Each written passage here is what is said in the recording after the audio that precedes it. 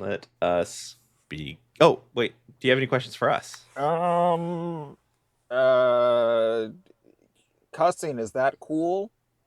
We cool. Very cool. Okay. It sounds Any? so uncool when we say it. Yeah, it's cool. Yeah, it's cool. It's Yeah, cool. man. Yeah, we I curse a little. I've been known to curse once or twice. Uh, Yeah, pretty much. any no topics or just like certain trigger areas? No. No, we talk about a lot. I don't know what to bring up. For me, I'm fine with most everything. We've talked about like Palestine in the past. We've talked about the politics we've had. Like things just come up because we're living a life, and sometimes the things that we're having issues with is because of the world around us, and that just happens.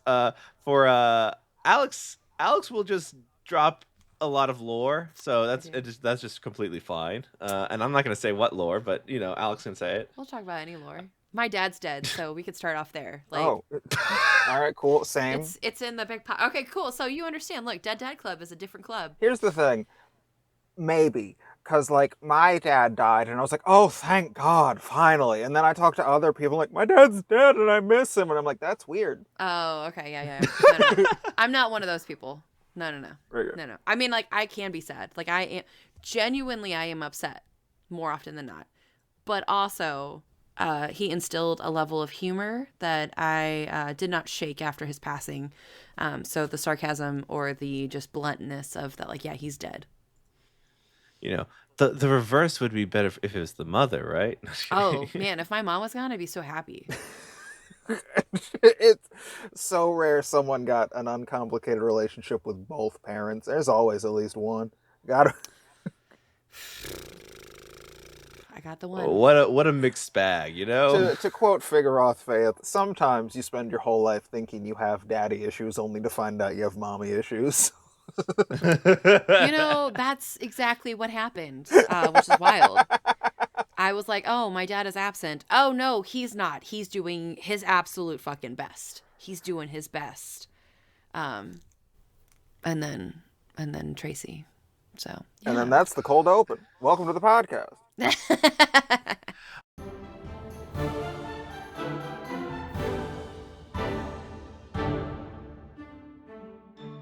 Hi, welcome to another episode of Dungeons and Degrees. My name's Adrian. And I'm Alex. And today we're with Devin. Yay. We're going to talk about ideas, theories, when you come approaching towards a fandom and how people could potentially react. I have ideas. I'm not, and also like I'm not a fan of Critical Role. It's just too long for me, and people are like immediately like, "Oh, what? It's your best. You just got to get through this." That's probably how I sound when I talk about One Piece.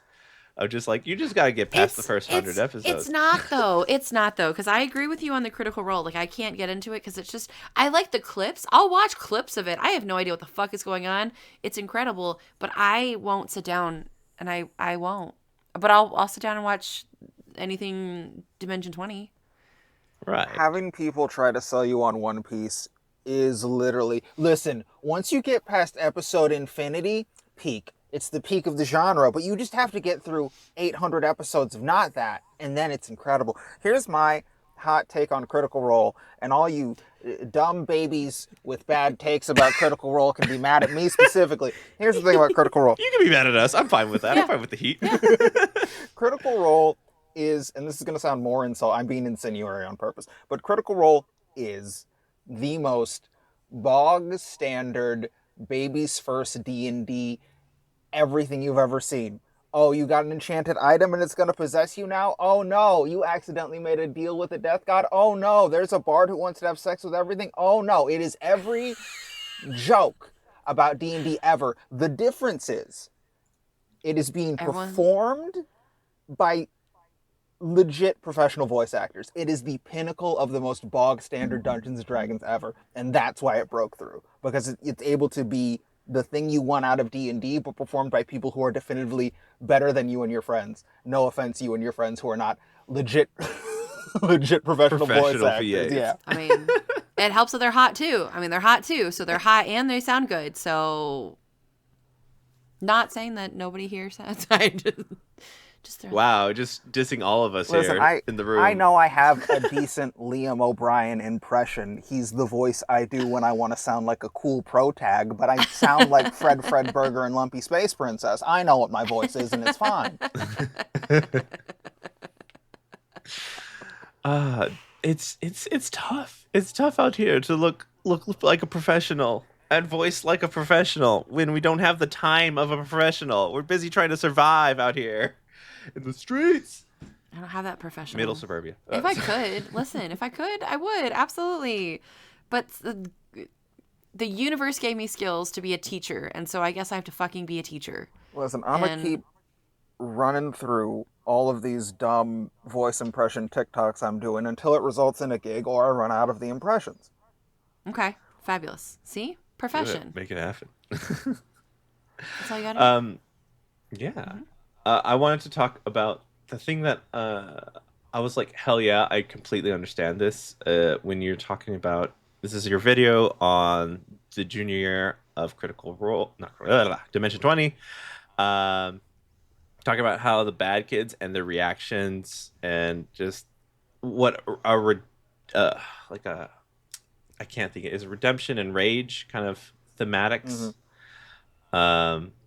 And how it results in not completing like a good arc, but just like, and they're still angry. Yeah, it's so for everyone just listening, if you think any of the things I say are interesting, you can check out a full edited, scripted, these thoughts condensed into a way that is digestible. It's called Why the Season About Rage Pissed Me Off over my YouTube channel.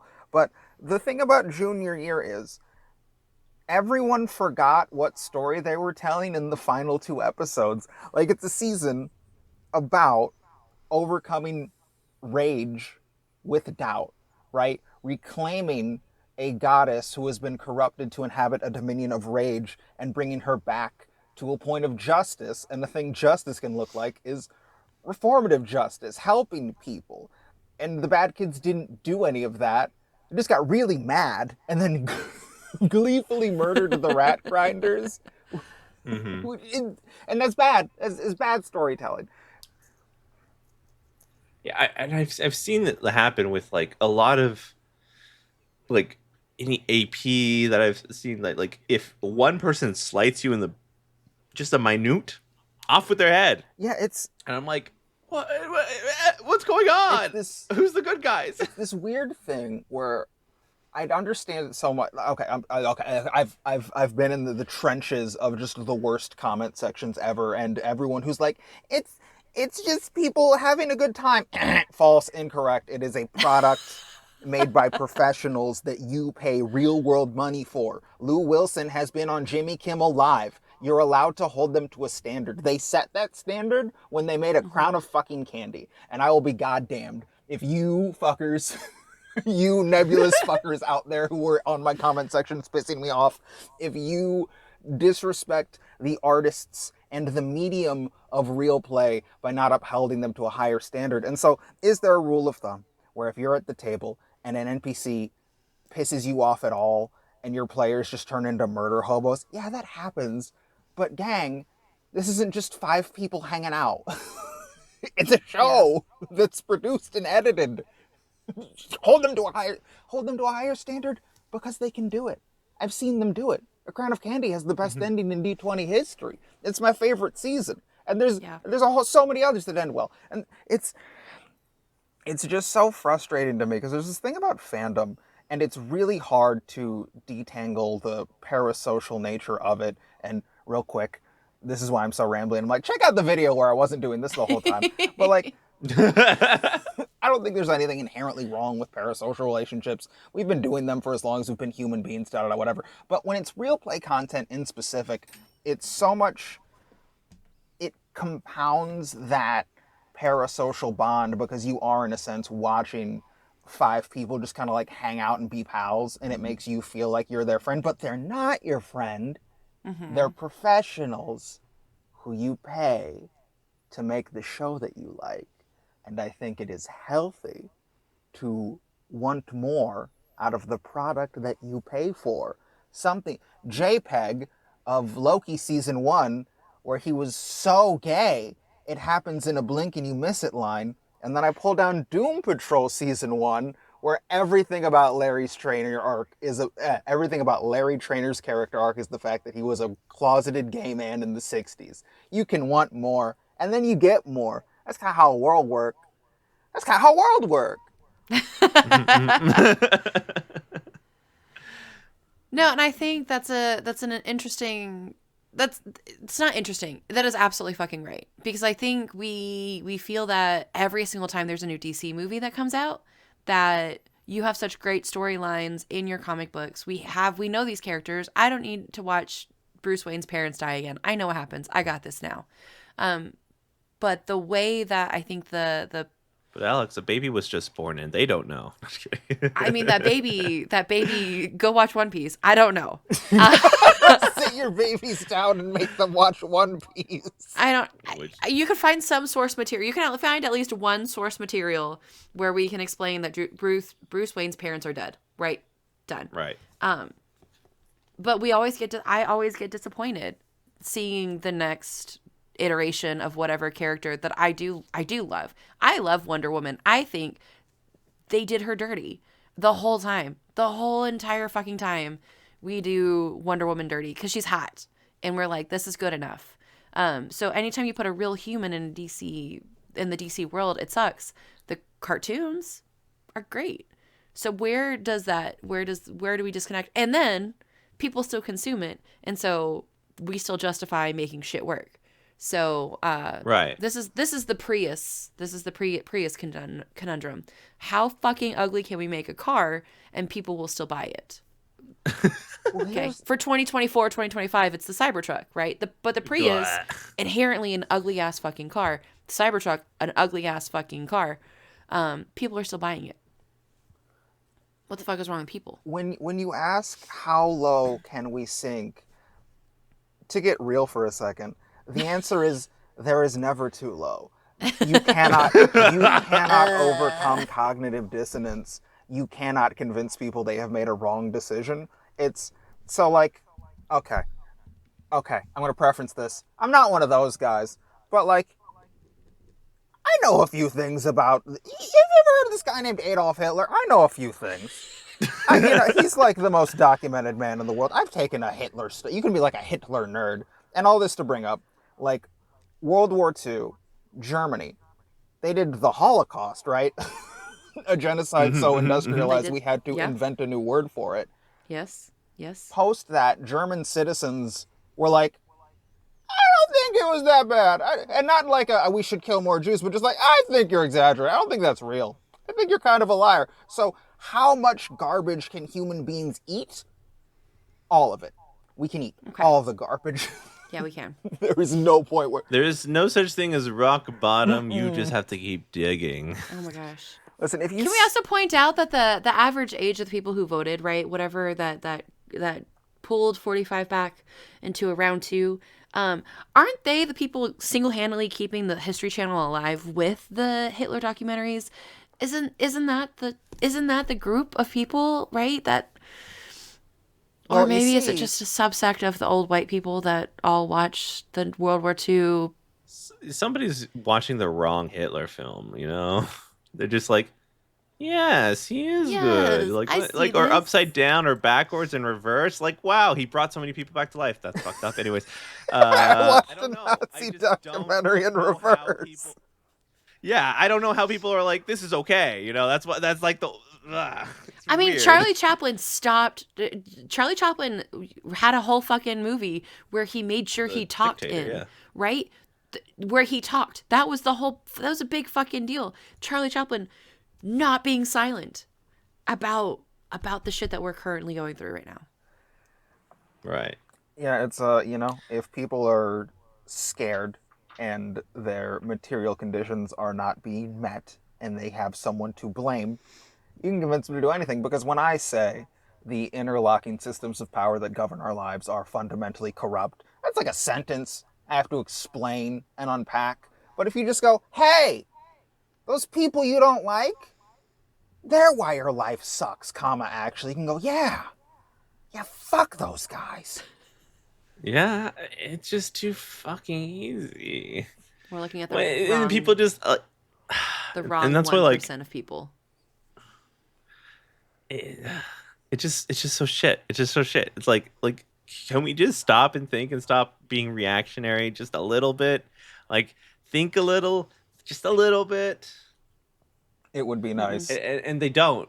And they don't I don't know why they don't take the time. They're too busy like ingesting vitriolic hatred and just consuming all the bad things, and they just keep posting stupid memes they found online that are misinformation. Thanks, Uncle John, you stupid fuck. Anyways. Damn, Uncle John, what the fuck are you doing? I don't know, man. He just keeps posting stupid ass shit, and I'm like, hey, here's an article. This is wrong. And he was like, but do you believe in what they said? I believe in what they said. This is not a real thing.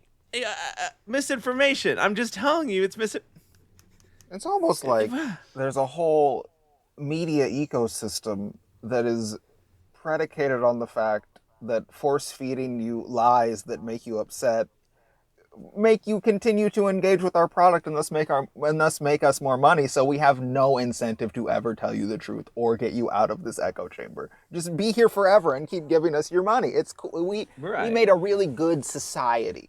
That's the point of the podcast, gang.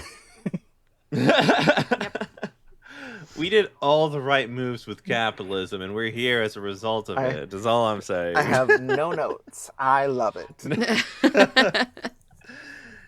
FBI agent, Chinese spy. I love you both, okay? I love you both equally. I just want you to have that slow burn romance between each other. I want you to connect just in a way that you never thought you could connect with another human being. Truly. Mm-hmm. Yeah, no, the world sucks. And that's why we consume media to escape every now and then. But when the media sucks. No, media in the terms of game shows, of TVs, of movies, that kind of media. I mean, okay, so to at least be on the side of Dimension 20. All right. Junior year might have sucked. Sure. I don't actually know. I watched the whatever freshman year, and then I watched Crown of Candy, and I just pop around. I bebop around all of their shit. And then I went on and I skipped junior year, and I said, let me watch the drag queens. Drag queens are great, but also they're not professional voice actors in their professional field. They're professional performers, but they're learning how to play Dungeons and Dragons on camera. Hopefully season 2 is better. It looks, their little clippies are good. Also, I don't know how you would get it wrong with them, but I think junior year got it wrong because the amount of things that we get from their first season were incredible, and then to let people down the subsequent seasons, that's what hurts. That's what's hard, right? That we know as people that not everything is always going to be perfect, and that we should have a higher standard, but also there just could have been a whole bunch of things that went wrong. So like, where is that balance of understanding that art is going to change and move, and then also expecting better from the people who are involved? I see. It's a good question. For me, okay, so art necessitates being crafted by human hands, and to be crafted by human hands inexorably imbues it with flaws. There is no such thing as perfect thing. That's just not how we work. There's always, even in things I love, things I truly adore. Highlander's my favorite movie. That movie kind of sucks. It's not great, but it's my favorite movie. So I'm always going to point out the things that I do not like. For me, when it becomes a problem is when the things I do not like override what is good, or there is more of that than negative. And for me, I love junior year. It's really good until you get to those last few episodes. But I have a very specific type of brain rot where, for example, I walked out of Thor Ragnarok and I said, I think this is the worst Marvel movie I've ever seen. Here's 5 things I like about it, sure. And then my Twitter feed became inundated with nothing but, Thor Ragnarok is the smartest Marvel movie of all time. It's the only one to be art. And I went, you're all stupid and I hate you and it's actually the worst one. And that's a me problem. Yeah, pretty colors. I love pretty colors and good music. Pretty colors and it made me laugh. That's why I liked it. I didn't think critically throughout any Marvel film. I don't need to. I don't want to, and that's okay. But if you want to think deeper, it's not the film for you, right? Yeah, and so for Junior in specific, it was so clear to me and like 5 of my Twitter art mutuals that the ending was bad. But then I got inundated with people being like, "Wow, can't believe they pulled it off in the Twilight Hour. They did it, best season ending ever." And I was like, "No, this ending is really bad." Okay. Yeah, I can agree. Oh, why were we sorry? Really? I can agree with. I just saw Anne Juliet, which is a musical that everyone freaks out about because it has NSYNC and Backstreet Boy and it's a jukebox musical featuring all of the music that at least I grew up with, which I agree was a bop. It was a great time until the last 20 minutes, and I was like, we did all this character development for what? Nothing. We did nothing. My co-host Amber Autumn stands by the ending is the conceit. It's the most important part. It's what you want people to. It's the message you want them to leave with, right? It's the last feeling they get before they go home. And I don't know that I fully agree, but if you fuck up an ending, that is the last thing you remember before you go home. And real quick, while we're talking about musicals, God, I love the theater. I'm not a jukebox musical girly. I think most of them are vapid. No offense to anyone who likes them. No. No. Listen. I think they have a place. I think they serve a purpose within the greater theatrical community to remind us that we do still just need to have fun, that it doesn't always have to be very dramatic and it doesn't have to be revolutionary every time. Sometimes it can just be a fun time, and also that gives theaters the chance to make money, because if it was always highbrow, I really think that the common person wouldn't go to the theater, right? So I think in the health and safety of theater, we need to have the things that we know that are going to make money, which right now, fucking jukebox musicals. I'm probably one of the only fucking people though that hates the fucking Moulin Rouge interpretation of the jukebox musical, because I think it's bad. I just think it's bad. I don't think I love the movie, but I think that they fucked it up. I think they really did fuck it up. Yeah, one cannot or should not ignore the commercial nature of art. And if you ran Broadway with nothing but Next to Normal and Funhouse, I don't think there's a lot of money to be made, wonderful as both of those shows are. Oh no, I love Funhouse. Oh, I really, oh man, it's right in my soul, and it stays there, and I think about the one. So Adrian, Funhouse is Yes, thank you. fun. I was like, Funhouse I just is feigned a laugh, and I literally don't know what's going on anymore. I've lost my realm. no. Funhouse is But this is right in your wheelhouse, though. the setting is fun, being a funeral home, right? Funhouse, funeral house.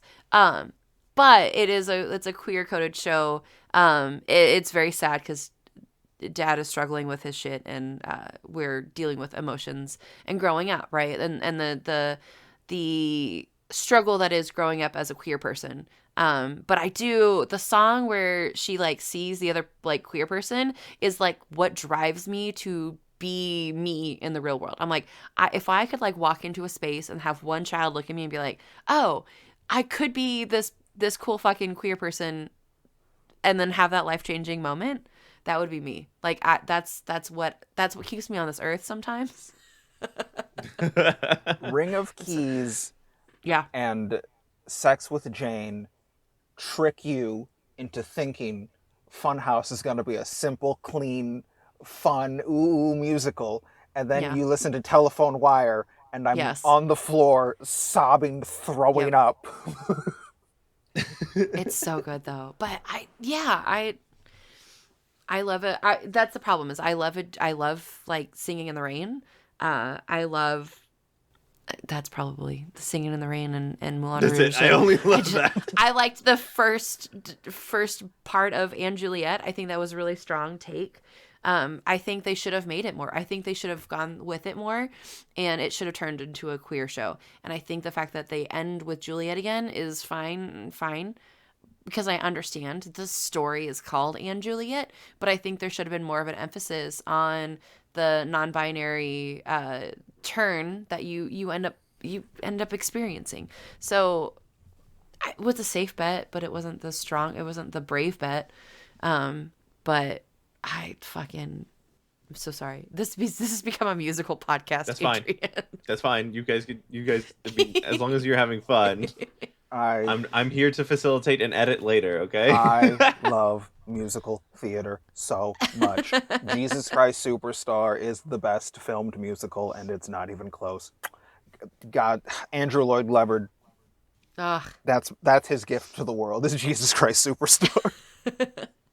I saw Hadestown right after, like, in the 2020 2021 COVID. Like, that was the first musical I came back to, and saw it on the stage, and I died and then was resurrected again, and then I died, and then I was resurrected. But Hadestown is my current, like, musical. Just, I could listen to the whole thing every day. You ever think about the fact that that's Spider-Man the whole time? That's Spider-Man. That's Spider. What do you mean? The original guy that got to play Orpheus. Yeah. That's Spider-Man. Orpheus. Yeah, he was Spider-Man in Spider-Man Don't Turn Off the Dark. Stop. So my one piece of lore that I have is that I saw the Spider-Man in, like, pre-production at Universal Studios Hollywood. Like when they still had, like, Arachne and Spider-Man had to have sex with the Spider-Woman? No, because it was, like, the family-friendly version of it. Okay. Like, it was like a preview. So I got to watch the preview of it that they played for. So it was only foreplay. No, just kidding. It was the foreplay part of Spider-Man. But I just remember, like, my hero, and I remember, like, Spider-Man spinning around. I was like, this is gonna be so cool. And then all those people died. So. And then a bunch of people died, and then Bono was there. It was not a good. It was not. And then we give. That's hard. And then we give Green Goblin a drag anthem. I mean, if anything, Green Goblin is a drag artist. That's what a freak like me is. It's just him being like, these are all my gay friends. Come on. I mean, tell me I'm wrong. Tell me I'm wrong. No, I won't. I will not, because I'm lacking context. That's just me, though. That's true. The 5 people who listen who also like musical theater are fucking rolling right now. They're eating so good. You're welcome, Noah. Gabby? Gabby? Jaden? Oh, I don't even know if they... Hopefully. But okay, hold on. We can relate this to you. Adrian. Me? You don't have to. I can. I will. Just, okay. Just for Thank fun. you. Just for fun. Adrian, tell me that Willem Dafoe is not, like, a drag artist. Like, you... There was Boondocks, right? Boondock Saints? Where he's dressed like a woman at the end and starts shooting a bunch of people. He has the best line. I'm part of the LGBT community. I don't know if I'm allowed. I say the F slur just like in my real life. I don't know if I'm allowed to say it on the podcast. Probably not. Okay. So I don't. So Will Dafoe. I cannot tell you yes or no. That's not on me. You know, that's all I'm saying. As the representative of the queer community, maybe not today. As the one voice of the... Okay, so in Boondock Saints, Will Dafoe has the gay sex, and then his boyfriend is like, can we cuddle? And Will Dafoe says, cuddle? Why do you have to make it so... Yeah. I mean... I remember that. Yeah. But Nosferatu. That movie's bad. Wait! That movie is not good. Skirt. What are we skirting? What are we... Okay. We listen and we don't judge. Okay? Continue. Listen, every time someone does that little Twitter thing where it's like, you talk, we don't judge. I'm like, I didn't sign off on the no judgment part. It's fine. So, Here's the thing about Nosferatu. I'm gonna do the thing where I try to have Okay. nuanced opinions. There are a lot of things to legitimately like about the movie. Okay. Gorgeous, wonderful set design. Yeah. Using color theory so that whenever Nosferatu is in control of a scene, it's black and white because he's famously a black and white monster. Yep. A story about how a sexual trauma can result in hypersexualization and how that is a plight that is ignored amongst women, and we don't listen to women's suffrage over time. There's a lot going on that's really good. However, the movie's too long. It's so long. Shut your whore mouth. Shut your whore mouth. I could have done that movie for another 45 minutes. It's I could have. so long Absolutely and not. boring. And Absolutely not. every fucking shot in that movie is the camera pans to the left and there's nothing there. And then we pan back to the character and they're sweaty and breathing heavy going, oh, that was so scary.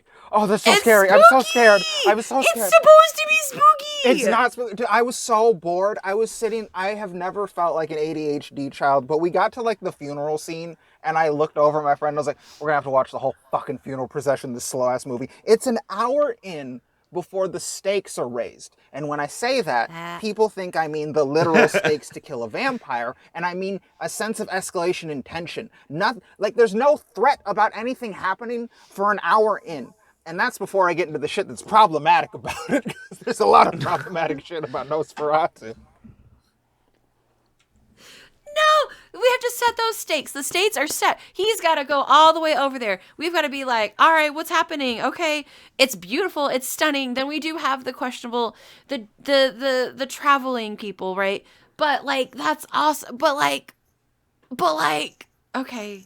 Yeah, the tension is like, oh, is he gonna get this house from this spooky guy? And I'm like, I don't care. I don't know. Is Craven the Hunter gonna be annoyed that his best friend's wife is kind of annoying? Oh man, wow, this is so cool.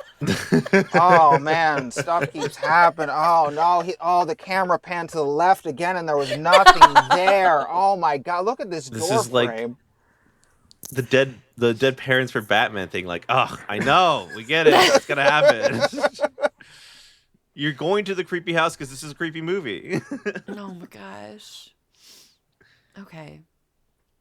But everything is off. I haven't watched this show, by the way. I am just saying things that make sense.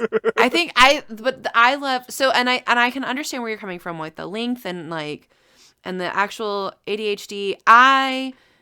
Whatever all the little tiny parts that like usually would bore me. Like I could see where the boring part would play a factor.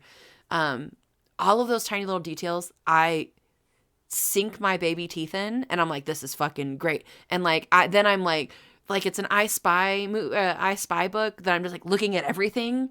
So I can see where if the details weren't going to capture you, that it would be a very slow and boring movie. Where I love the music, I love the cinematography, I love the costuming, I love the hair, I love the details in the stripy gown is my favorite thing that I have ever experienced in my entire fucking life, because as somebody who understands how pattern working and then matching the actual patterns. So Adrian, there's a dress that's like striped, and on the front of the gown, it's perfectly, all of the pieces of the panels are perfectly lined up with each other. They are individual pieces of fabric that somebody has painstakingly taken the time to make sure that within the pattern that those lines all still line up, right?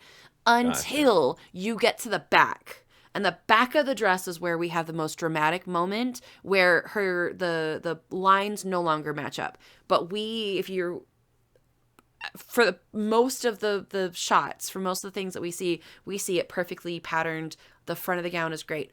There you get a little bit of the shoulder. So then when the main character starts to lose it, you see the like, ooh, we got a lot going on there. And then when you get the full shot of the back gown, the lines don't match up, which I think is, if you're using costuming as the character development and as an actual visual representation of the mental state of the characters, I'm in. And I won't allow speaking ill of the movie at all. Listen. and I loved it, and I've seen it twice, and I stand by it. The devil is in the details, and I would not argue against any of the things you've said. It is a well-made film. However, if you don't care about the core, details being good don't fucking matter. If you don't like Lord of the Rings, I can't impress you by being like, but if you look at the goblins' gauntlets, they have ancient runes written in them. That's fair. No, that's totally, absolutely valid. Absolutely. Yeah. I just last note on Nosferatu, unless you want me to explain why I think it's really problematic. But last note, I was the only one of my friends who didn't like it, and they're like, "Oh, fucking man, take," and I was like, "Shut up, leave me alone."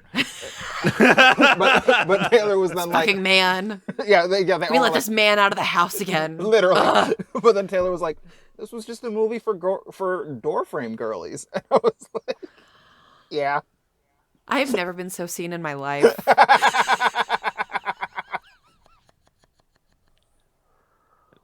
Okay, Adrian. Imagine you are a tiny. You can imagine you at your size. Absolutely. Super tall, right? Imagine a creature taller than you, leans you against the door frame and then puts their arm over your head, and how small you would feel, and so maybe protected, but maybe on some level a little bit scared because of their size. So you've got all these emotions. It's that like hand above you, and you're like, oh. Okay, now I get it. Yeah. Now I'm getting it. And hey, if that sounds cool to you, or if you like a lot of what Nosferatu is doing thematically, I'd recommend two things. One, Chris Claremont's 4-issue Magic miniseries. It covers a lot of the same thematic ground, but isn't deeply xenophobic and things happen in a timely manner. And then the second one is Beastars. Beast? Okay, I've seen like one season of Beastars. Beastars is so fucking good. I'm upset at how good Beastars is. I will defend it to my dying day. That shit's good. Listen, I've been told I should give the next what is it? It has one more season or two, I don't know, but I to continue on. They told me to keep going. It's got 3 seasons in total. Oh boy, I guess I'll try to do that again. I just finished what the heck? Scott Pilgrim Takes Off, which super cool because it just changed everything about Scott Pilgrim. Scott Pilgrim Takes Off sure has one episode that is good. Is it when he dies? No, it's the Kim Pine. No, it's the Roxy episode. That's the good one. Roxy episode? Yep. Yeah, that was a good episode for sure. Yeah. I liked it. It delved a lot into their personal, like the other people who got like, okay, we're fine now, kind of got let off easy, but I feel like they did a lot better with Roxy's kind of arc within that. To steal Amber's take, Scott Pilgrim Takes Off writes itself a wonderful blank check about how in order to move forward into a next relationship, you have to face the prior baggage that all of your exes have left you. And in the original Scott Pilgrim, you see that constantly. Why is Scott wearing the hat? Because his ex said something about his hair and it fucks him up. Now we're doing that for Ramona, who has to face all of her previous exes and all of the baggage she's had before she's allowed to move forward and find happiness. That being said, her reaction to all of her exes is mild annoyance. And that's why the Roxy one is good, because it's the one time where Ramona faces up to her shit and is emotionally affected by the things her ex has to say to her. Yes. This absolutely. Also, there's an episode dedicated to young Neil, and young Neil has a bad voice actor. That was a mistake. That was a mistake to do. Bad episode. Yeah. I'm a big fanboy, so I'm taking my licks right now. I rarely interact with any fandoms for the most part. I keep to myself. I consume and maybe One Piece, but like Critical Role fandom because they're my friends. They talk about it, and I just kind of keep going. But for you, I feel like you've experienced a lot of fandoms. Which has been the most toxic that you believe? God, the most fandoms? Toxic? Put them on blast. Put them on blast here. I Absolutely. Mean, it's never been firsthand, but League of Legends is famously disgusting. Yeah. Absolutely. Yeah. I was a brony. I'll own that. We all gotta own things in life. This True. is the weight of my sins. I have the Rainbow Dash shirt. This is brony on it, and it is true. A bunch of like weird internet perverts ruined the show made for little girls. But the brony community was always really good to me. So I can't. Watch the Jenny Nicholson video. I think for my money, for what I have experienced, true toxicity in a fandom has been the South Park fandom. All right. Oh, I could see that. Honestly, I'm not even surprised about that. Like that really feels like it could be, because when I have conversations about South Park and how creative it was, especially in the beginning, people miss the whole thing. They miss it. And I had to have a deep, I don't remember if it was on the podcast or if it was somewhere else or something, that like, no, it was somewhere else, that we were trying to talk about like the Xbox episode where it's not quite the Xbox, but then they were talking about like, I was like, all of that shit that they're talking about happened that week. Like it was real life news, like translated into art. And they were like, no, it was just stupid. And I was like, but it wasn't, but it wasn't. But if you miss that and miss why that's important, and that a lot of it's satire, I absolutely could see where South Park fans could be gross. What I've noticed as a guy, yeah, we're gonna talk about the fact that I do TikToks, and I've gone mini viral a few times, and I've gone truly viral once. But the thing I did that was the most sustainable was I got semi-TikTok famous for explaining esoteric South Park fan art. So people would be like, why is Cartman drawn with Hideochromia? And I'd be like, well, do you remember in Season 8, Episode 4, where Cartman's eye doctor keeps bullying him? So at the end of the episode, he takes Kenny's head and says, put one of Kenny's eyes in my head, and Kenny and Cartman have different colored eyes. That's what I did for a while. So I've been around the South Park fandom is the point. It's like explaining like glyphs to people. Truly. But so there are two types of South Park fans. There are autistic queer people who love these kids, and that's me. I'm in that bracket. And then there are just like shitty dudes who thinks it's funny when Trey and Matt fart on minorities, and you can track it really easy because the shitty ones will complain about shipping, and they'll say new South Park fans. And by that, they just mean like kids who draw Craig to be darker skinned because Craig is chronically Peruvian, and they're like mad that gay people are in their show or whatever. I mean, yeah. The whole time gay people have been here, though, since day one, sir. Since day one. Also, Trey and Matt, like, famously homoerotic, and whenever asked about it, Matt's always like, well, I'm straight. And then Trey will be like, I'm a little gay. And that's why the ending to Basketball is them making out super hard. Yeah. You just want to kiss your bros, man. You just want to kiss your bros. You just want to kiss the homies on the mouth. There's nothing wrong. Slip them a little tongue. Make sure they know that you care. Yeah, that's how you hug people's souls. It's the little. They made the episode Two Guys in a Hot Tub, where the plot is just Randy and Kyle's dad are in a hot tub and they jerk each other off. No, that's not gay. That's not gay. That's not gay. Tweek and Craig, canonically gay and the healthiest couple in South Park by far. I will fight everyone in the world. They're not actually gay though, so I don't.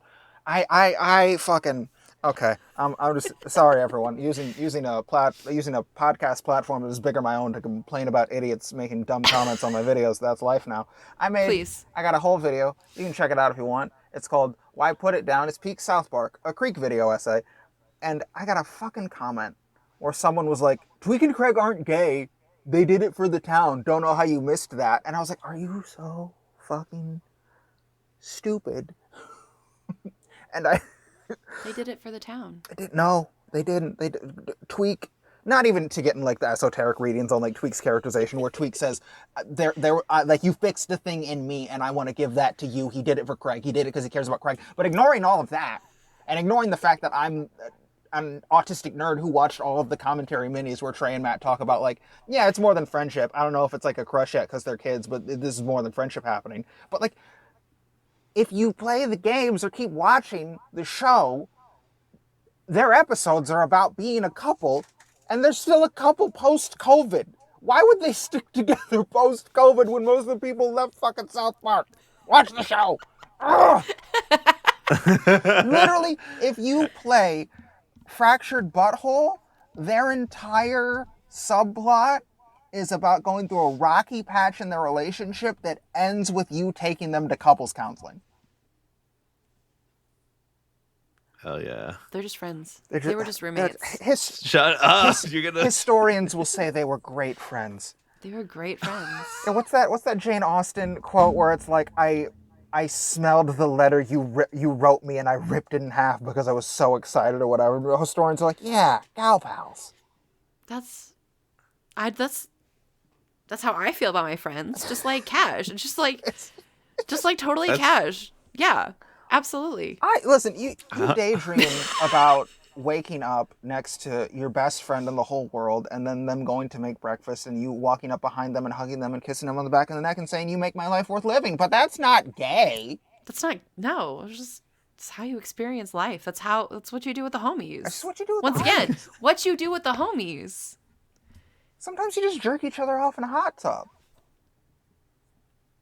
I don't see anything wrong with it. There's nothing wrong with that. It's so funny that I remember a conversation when I was in high school, and one of my friends was debating I went to a Catholic high school, our religion teacher about these notes passed between fucking priests, and they're like, the guy's like, yeah, they're just good friends. It's like, what do you mean? The kid was defending that these guys were definitely more than just friends. The guy is just like, no, they can just be friends. Like, this argument is so fucking old and tired. People just don't want that in their headspace. They literally can't process it. I will, at least a little bit, to point out a little bit of at least my queer experience. I rejected for a while. I was like, there's no way. They were just friends. They were just homies. Like, I think about my first best friend, and I can still remember like the way that her hair felt. Like, I can think about the way that her hair felt in my hand from when I was 8 years old. And I adored her. And I was like, we were just friends. Like, we're just like really good friends. We're just really You were a kid, yeah, right? Yeah. But like, I would get so mad if somebody talked to her and like, I was just like, what has happened? I'm just friends. But then you grow up a little bit and you're like, oh, I can't play softball because then everybody thinks I'm gay. And like, they can't think that I'm gay. They can't do that at all.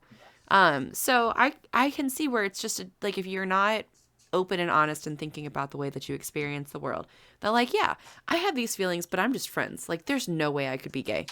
So putting that off and rejecting it, sure, they were just roommates. I could see that. Now, as time has gone on, then you can do the reflection part, and you say, maybe the feelings that I have are a little stronger, and maybe I shouldn't have quit softball because I would have had a lot more friends, and friends that probably liked me back, right? So that rejection of it, I know it's fine. The rejection of it. I think, I don't want to say a normal experience for like it's a social it's socialized to make it feel like, oh no. Yeah. Right? Yeah, and I had like supportive parents and shit, so it wasn't like I went through a whole like finding myself and like, oh, if I am gay, then my parents are going to like me.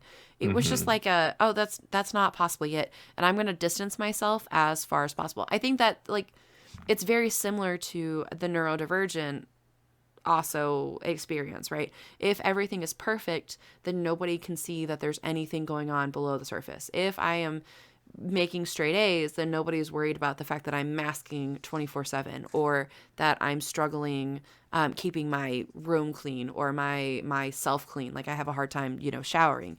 If everything else is fine, nobody else is going to ask those further questions. If I'm not in softball, nobody's going to ask if I'm gay. If I have straight A's, nobody's going to wonder if I'm struggling, right?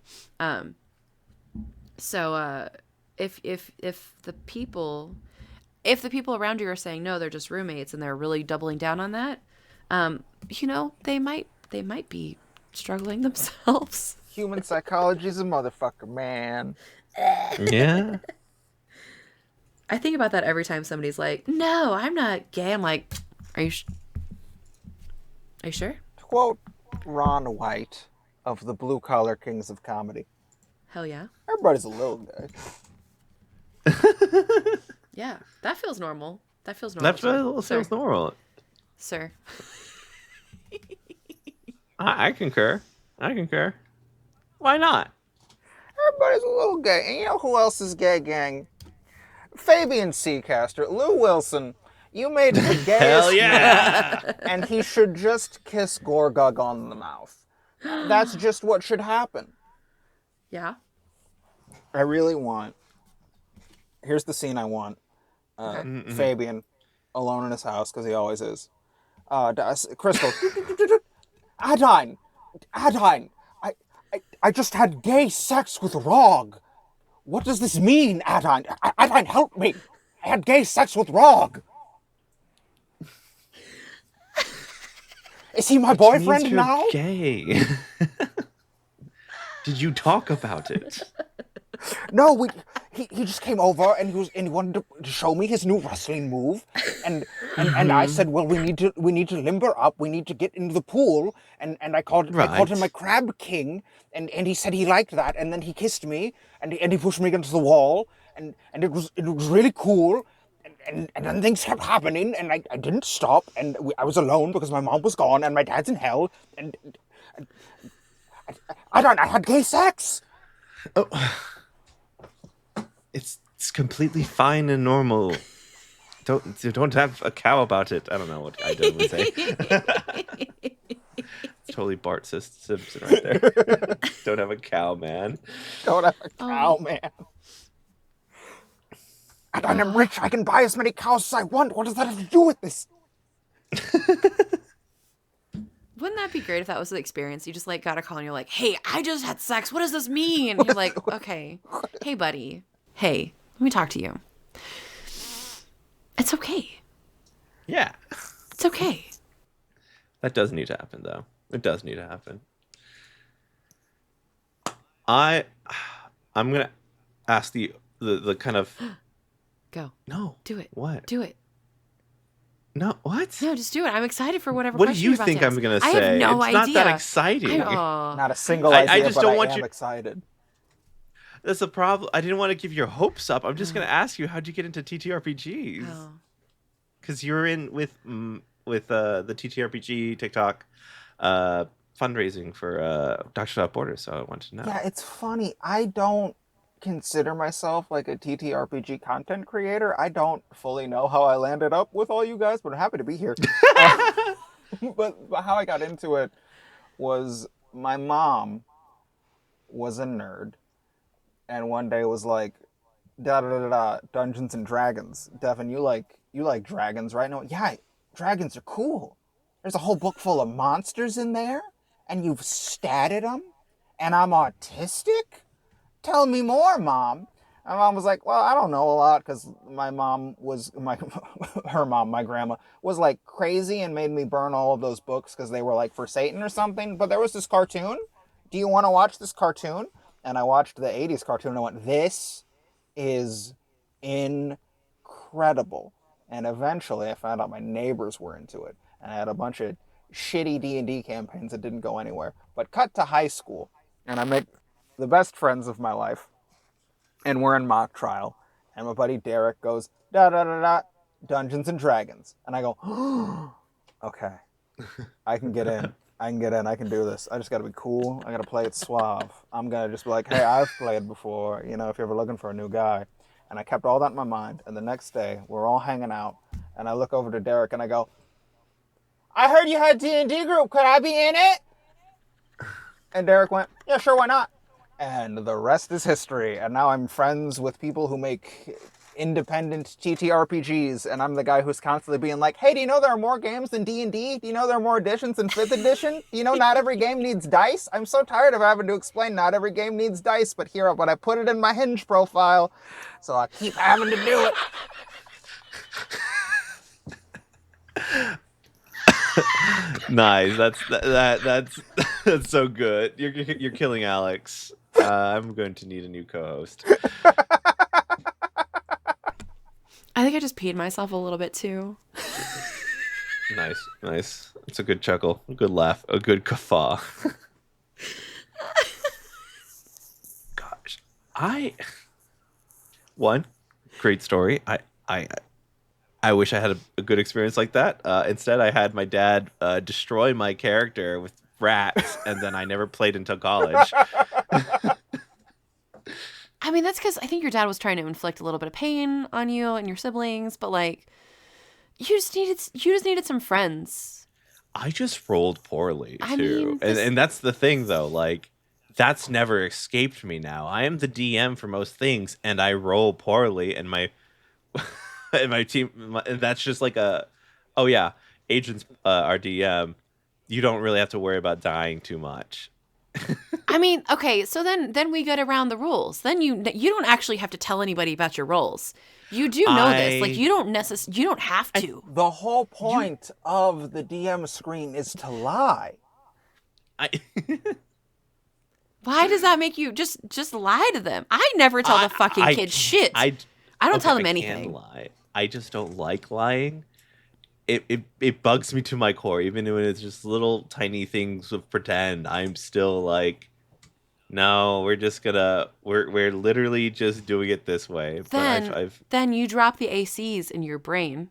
You drop it. You drop it in your brain. Then you're not lying. You said, okay. Yes, that's lying to yourself. No. You're just changing the rules. The white man experience in the United States in 2025. Okay, you drop the expectations, and then you could murder everybody. To quote the preference in AD&D, the first edition of Dungeons and Dragons, Gary Gygax himself said that the rules are malleable and can be shaped to better fit your table. So if you need to kill some kids, you just fudge it out. Listen, man, here's the cleanest bit of advice I ever got about D&D, and it was like, what do you do when you have the player who knows everything about everything? And it'll be like, a weremole could actually not see in the dark because their human eyes are the ones that transfer over their were eyes, so how can they see? They wouldn't be able to escape me. And you just look them dead in the eye and you go, yeah, shouldn't be able to. Isn't that crazy? Because now it's a mystery. They don't know that you're lying, but there could be a mystery as to why this weremole is different, and that's a plot hook, baby. You just gotta lie sometimes. I always did, because I had one that was an encyclopedia, knew so much about all the actual monsters. I'm like, I gotta start making new monsters because it's more exciting if they don't know things. So I just started making up monsters. Or we identify that we're playing a game with nerds, and you take that motherfucker in the back and just like sit him in the face. No, I will not. Also, what, I would drive to fucking Florida? Yes. You need to be dedicated as a DM to terrify your people no matter where they live. My brother lived in Florida for so long, I never visited him once. There's no way I was going to go be a dedicated DM. So here's what you do. You go, hey, everyone, we're playing 5e. And then they go, cool, 5e, it's so hard to die. And then you throw all those books in the fucking trash. And you pull out the AD&D book. And you start using all of those stats. Because AD&D is designed to get your players fucking killed, and it's wonderful. Yes. That happened in my high school group. My buddy Bob was like, hey, can I be a Minotaur? And they were just like, yeah, sure, why not? and him not knowing a lot, we were playing 4th edition. God, 4th edition was fucking good. We were playing 4th edition, and he pulled out just like a book. He didn't know anything, and it was like 3.5. And so he had like a 3.5 stat block for 4th edition. We're like, why are you unkillable? And he's like, I don't know, man. I'm just better at the game than you, I guess.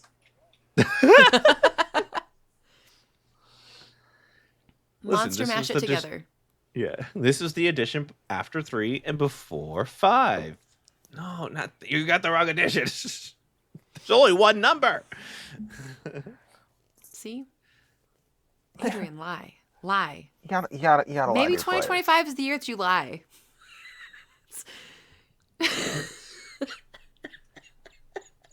Here's what Amber would always say to me is, I don't make bluff. I never roll the bluff because one day the dice will fail you. But I'll lie, not mechanically.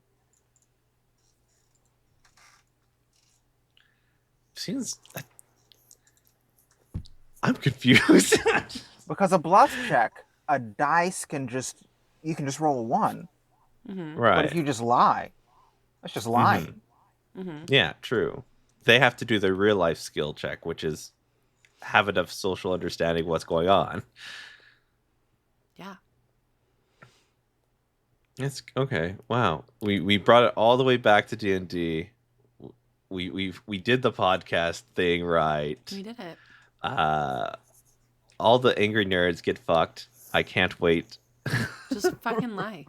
Or, like Devin said, just play a game that doesn't require any dice, and then you're not lying anymore. You just don't have, they don't get the chance. How do we know? How is conflict resolved if game no have dice? How? Big number good, right? Big number good. See? What is a token bag? What do you mean? How do I play Arkham Horror the card game? There's no dice. God. Oh, that board is so big. There's so many pieces. I love Arkham Horror, though. How do I play 10 Candles if it's all based on just what feels appropriate for the story? What? I don't get it. I want more people. I should definitely. I want more people to play Sleepaway. Sleepaway is such a good fucking game. What's we need to get that. Sleepaway is a game where you and your friends make a cast of kooky camp counselors, and you try to keep the kids alive from the.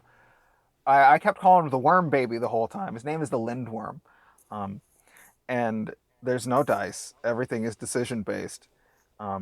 What I really like about it is how intuitive the character creation is. You have to go through like a list of things to inform what your character is, because you pick the class and then it gives you a bunch of things to like paste to really get your feeling what this, and it's such a, the process of creating the story is collaborative because you'll get to like X point and then you have to decide, okay, what's the hook, what's the new monster we introduce, what are the, you set everything up in the first act to pay it up in the last one, and you do that as a group.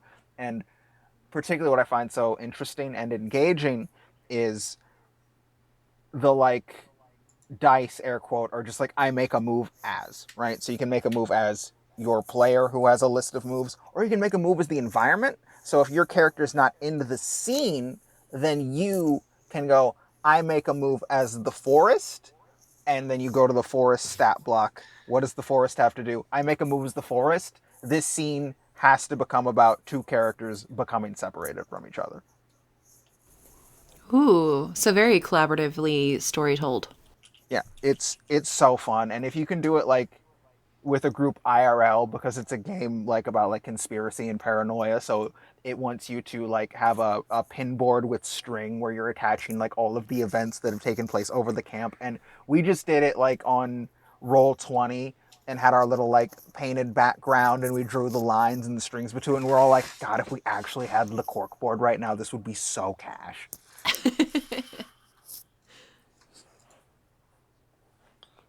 Awesome. I need to play more games. Play more games. Play more games. In person.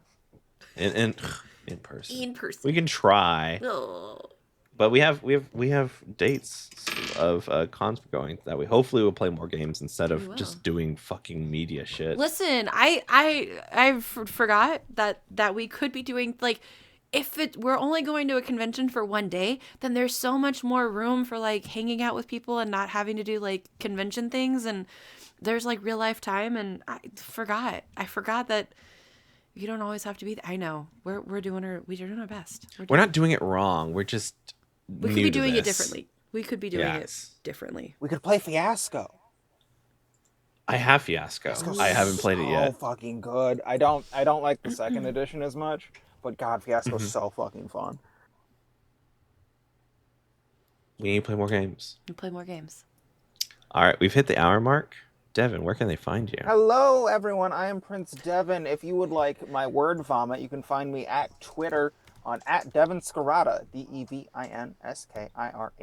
If you would like my word vomit sans my spelling, which means you can't read it, you can find me on TikTok at PrinceDevin95. If you want the best, the brightest, me put together with words and edits that I'm told are good, you can find my YouTube channel. That's also PrinceDevin95. If you type in the search engine, and the videos already plugged over the course of this, you can find me. I think the YouTube channel is where you get the really good shit. I also have a podcast called Original Podcast Do Not Steal with my co-host Amber Autumn, who, fun fact, makes TTRPGs. You can buy Sans Sargo. It's a TTRPG all about making the score for the adventure. I didn't have a fun time because I can't play music, but my friends who can't play music said it was fucking fantastic. But you can find Original Podcast Do Not Steal wherever you find your podcasts. It's a weekly ditty wherein every week Amber Autumn and I discuss your favorite intellectual property at length and create an original character within that space. We've covered the concept of a bug, the dark universe. Remember the failed cinematic dark universe? We covered that. We also did a failed Sony Spider-Verse episode. We do a lot of stuff. We've probably done something you want. We did wrestling. We've done Gem and the Holograms. Check it out. It's a fun podcast. Hell yeah. Thank you, dear listener, for joining us on another episode. You can find us wherever pods are cast. Like, subscribe, give us 5 stars, tell us to your former camp counselor. Let them know that you love this podcast, and if you don't love it, then you love this podcast. You can also find us on all of the social medias at Dungeon and Degrees. You can also help support our podcast grow by supporting us on Patreon at patreon.com/Dungeon and Degrees. We also have a Discord, and you can always reach out to Adrian or myself on any of the social medias. Bother us. As of right now, we're going to C2E2. Ha! So we'll be out in the real world in April. Oh, C2E2 is such a good con to be to. I haven't been in so long. It's our first time. It's our first we're only time. going to go for one day, but then we're just going to hang out in Chicago. So I'm excited. Yeah. It'll be the first like low maintenance con we've been to. Yeah. Well, for us. All right. Thank you so much for listening. My name's Adrian. And I'm Alex. And I'm Prince Devin. Go have some fun. Pew, pew, pew. Bye.